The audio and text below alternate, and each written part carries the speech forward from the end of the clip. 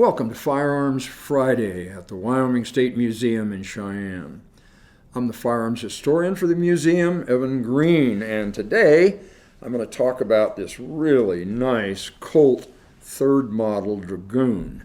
And I titled this episode The Last of the Horse Pistols because it is a honkin' big gun.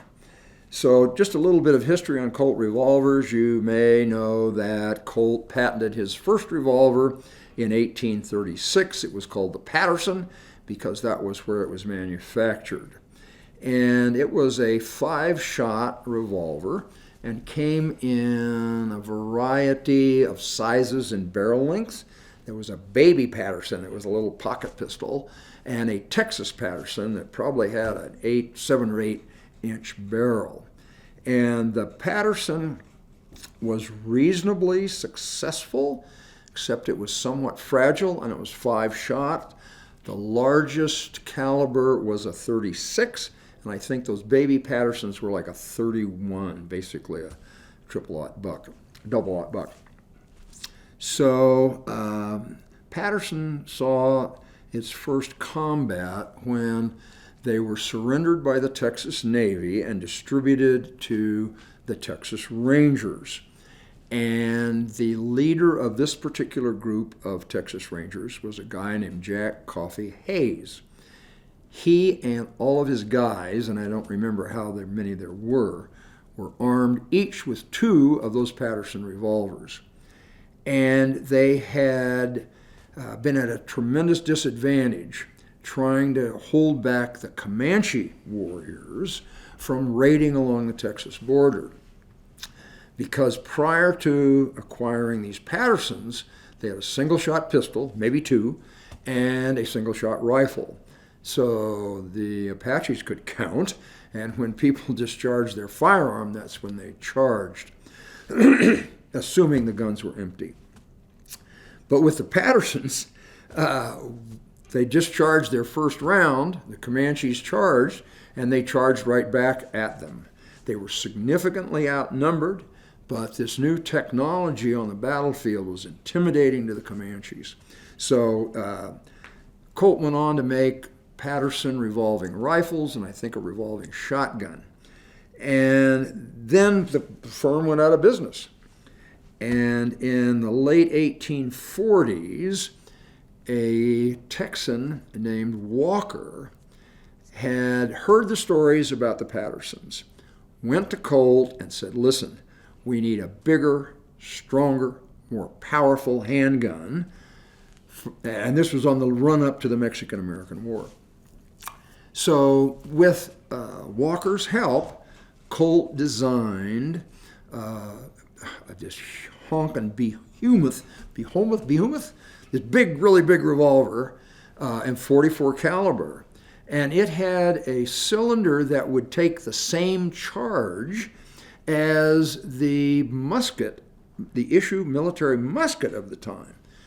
And between troops' unfamiliarity with revolvers and overcharging the cylinders, a fair number of those blew up. Also, metallurgy of the era was probably somewhat at fault. But, the gun weighed 4.9 ounces and was definitely not a belt pistol. Gus McCrae of Lonesome Dove being the exception, because I think it was a Colt Walker that he whacked the bartender with in that series. So anyway, the Walkers and the subsequent Dragoons. This is a third model Dragoon.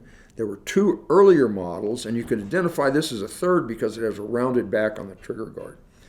But these were issued to Dragoons, which were the forerunners of the cavalry. They were also called mounted rifles, and they would ride into combat but dismount to fight. Cavalry was intended to be a strike force and a scouting force, and they would also sometimes dismount to fight. That's what happened at the Battle of the Little Bighorn. Every 4th trooper was a horse holder. So 25% of your force was removed from the battlefield. So these Dragoon revolvers were usually issued in pairs, and they were carried in holsters across the front of the seat of the saddle. So again, this was a revised and downsized version of the Colt Walker, still in .44 caliber, and still a big, heavy handgun. Colt 3rd Model Dragoon. This one's in really good shape. It's one of my favorite firearms in the collection, favorite handguns. But man, it's heavy. But this one's cool because it's, again, in such good shape. You see a lot of these older revolvers, these screws will be battered and boogered from people using the incorrect screwdriver for them. The wedge here, people don't know how to release the little retaining spring, so they hammer on the wedge from the back side and either deform it on the back side or batter it, trying to drive it back in. But this one again is just in excellent condition, and it's a military issue. It is U.S. marked under the patent dates and the caliber markings here. So Colt 3rd Model Dragoon, really fine condition. Love the patina on the brass backstrap and trigger guards. Neat old revolver. Thanks for watching.